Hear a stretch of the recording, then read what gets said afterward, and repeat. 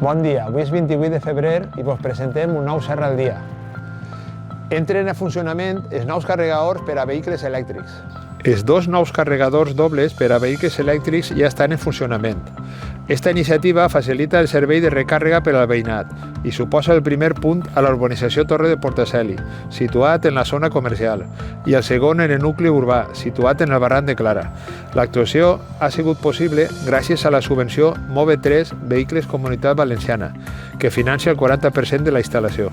Condicionament de la Font de Sant Josep. Estem duent a terme treballs de condicionament en la Font de Sant Josep, amb l'objectiu de millorar el seu estat i preservar aquest espai tan emblemàtic per al nostre municipi.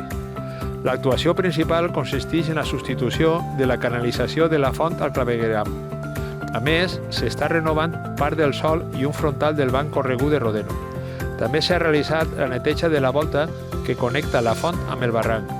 Esta obra, que està realitzant una empresa local, busca garantir el bon funcionament de la font i evitar futurs problemes d'infraestructura. Acaben les obres en els passos de vianants en la urbanització Torre de Portaceli.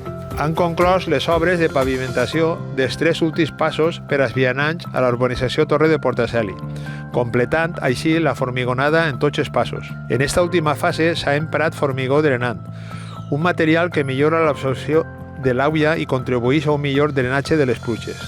Amb aquesta millora, continuem avançant en l'adequació i manteniment de les infraestructures urbanes en la urbanització. I això és tot.